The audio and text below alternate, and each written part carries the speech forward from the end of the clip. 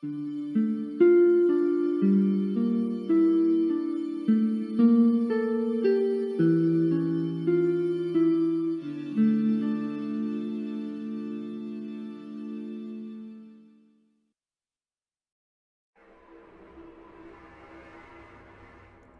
August 17th, 1983, in Toronto, Canada, a family was getting ready to sit down and have dinner together, but they couldn't start just yet because they were still one guest short. This guest was Susan Tice, a 45-year-old mother of four who'd recently moved to Toronto from Calgary after going through a divorce with the father of her children. Susan was a warm, caring person who always put to others before herself. Friends growing up with her would call her a role model and a person who could put a smile on anybody's face, and that was what Susan continued to do for the rest of her life. She first became a nurse, and when she moved to Toronto, she was moving back home to work as a family therapist for disadvantaged families and children. And it was Susan's sister and her family that were expecting Susan for dinner that evening, and as the minutes went by, they started to worry. When Susan didn't show up and didn't send a word to explain why she'd missed their dinner, her brother-in-law got up and drove over to her house to check up on her. But almost from the moment he got there were signs that something wasn't quite right. Unopened mail was piled up outside the house. The lights were off and there were no signs that anyone was actually home, but he knocked on the front door anyway. Perhaps not too unexpectedly at this point, nobody answered. He then thought he'd try his luck around the back door and see if he could maybe see Susan inside the house, but when he got around back, he found the door wide open. He called out and heard nothing back, and then he decided that he should take a look inside in case Susan needed help, but she was nowhere to be seen. Not knowing what else to do, her brother-in-law went upstairs to make sure she wasn't there, and that was when he found her. Susan was in her bed, covered in blood and not breathing.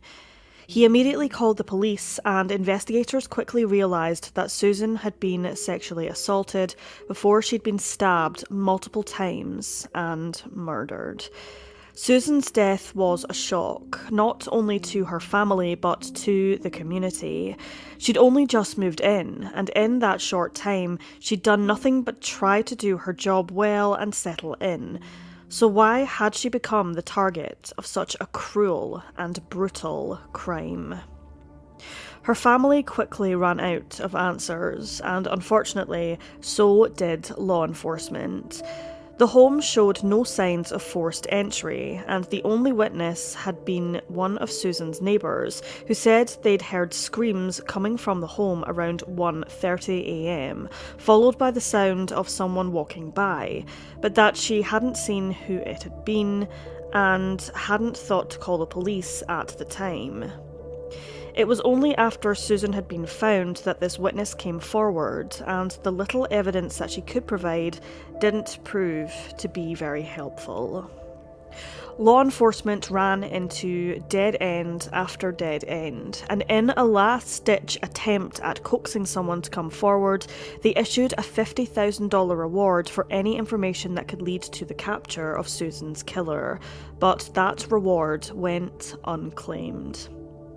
The case went cold, and Susan's family, including her 4 children, were left without answers.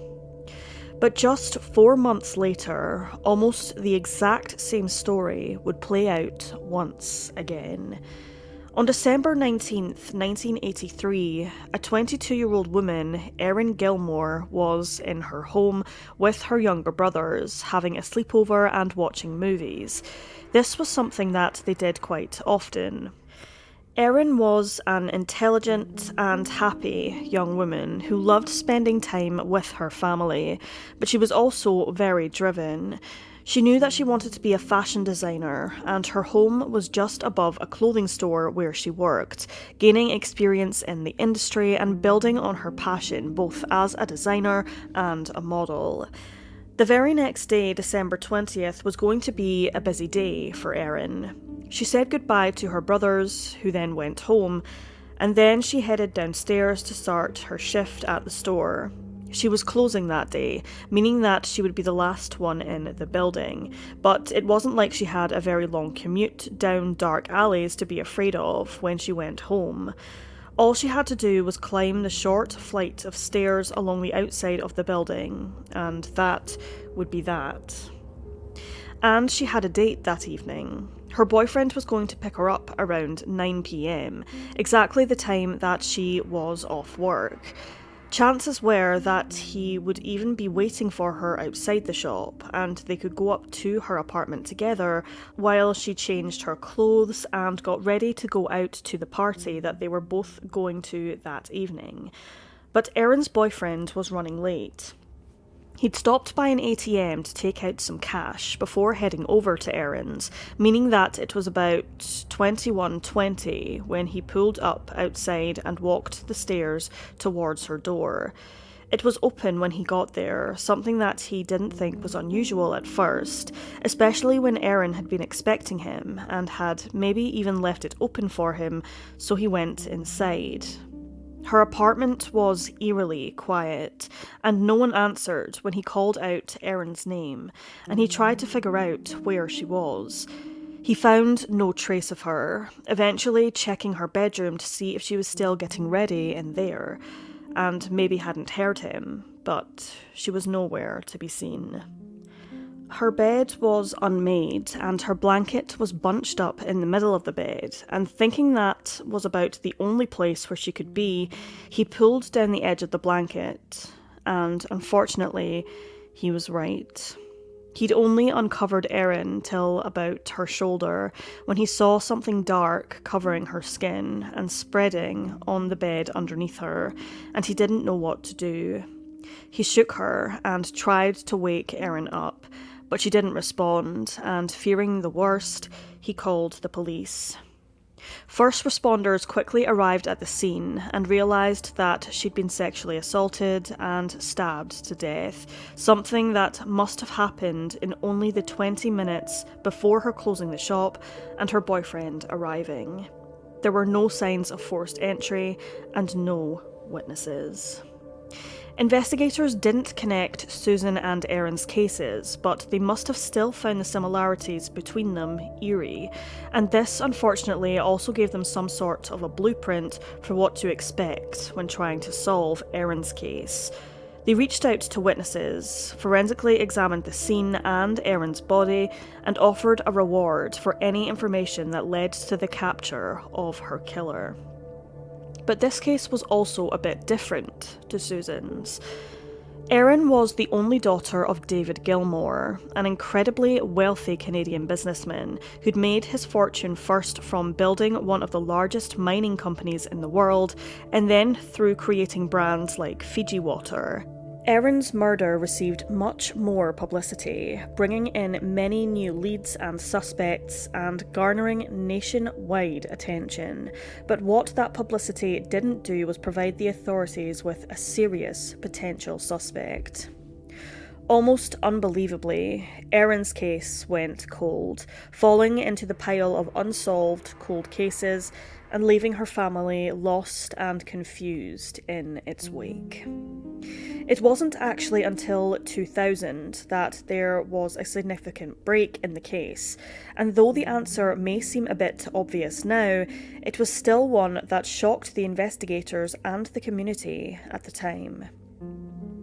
Using developing DNA technology, the investigators found out that the DNA evidence left from Erin's assault and murder matched the DNA found at another assault and murder in the same area, Susan Tice's.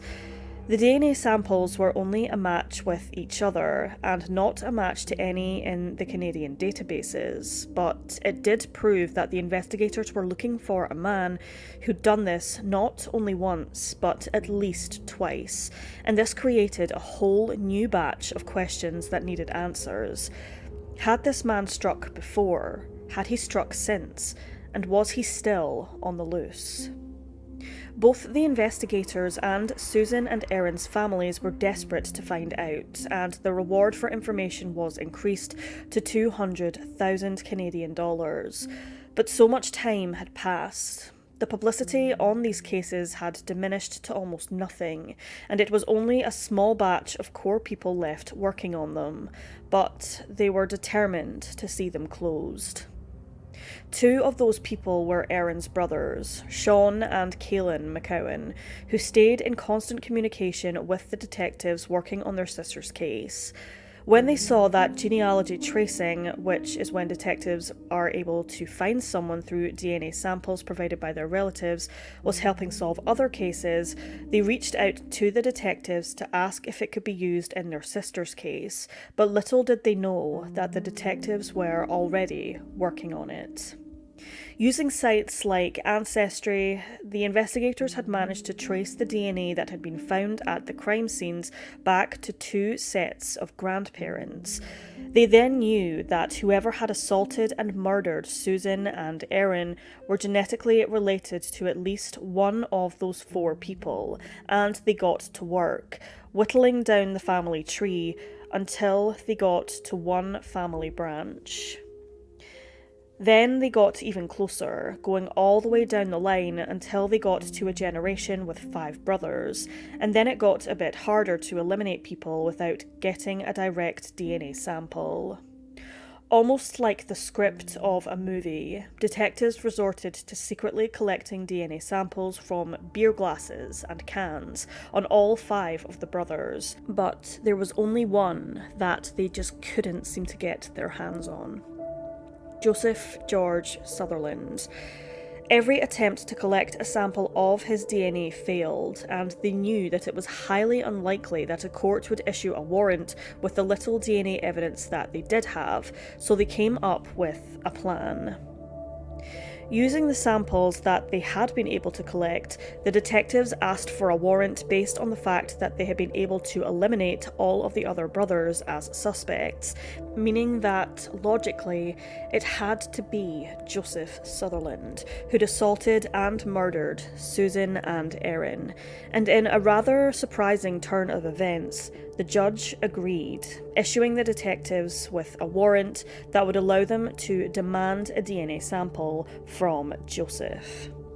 The detectives rushed to his home to collect the sample, and after almost 40 years of no answers, his DNA came back as an exact match to the one they'd found at both crime scenes. Susan and Erin's killer finally had a face and a name, and the prosecution wasted absolutely no time in arresting and charging Joseph with the crimes, something that happened only in 2022. In a statement later issued to the press, the detectives directly quoted this new way of comparing DNA samples from relatives as the main reason why this case was solved. Detective Sergeant Steve Smith's exact words were that Joseph, quote, was not a suspect or person in this case. If we had not utilised this technology, we would not have come to his name. Joseph was 61 at the time of his arrest, meaning that if he really did do this, he was only about 20 or 21 when he assaulted and killed 2 women. His first date in court was on December 9th of 2022, when he appeared through a video call to state that he'd requested state-funded legal representation, and his next court date is scheduled to be on the 16th of January, where his legal representation will be discussed further. This means that it will most likely be a long and difficult wait for the rest of the world to finally get their answers and find out officially if Joseph is guilty of his charges. But Susan and Erin's family believe that he's the one they've been searching for all this time. Erin's brother Sean spoke at a press conference where he described getting the call from Detective Steve Smith. He said, quote, "I picked up the phone and he goes, 'We got him.' I literally burst into tears. There was a lot of swearing and a lot of happy and a lot of tears. It was the best phone call I've ever had in my life." And Susan's only daughter, Christine, who had only been 16 and away at summer camp when her mother was murdered, had this to say, quote, "The most shocking thing for me was how young he was in 1983. Of course, I'm so relieved, and there's a part of me doing a little happy dance. There's joy."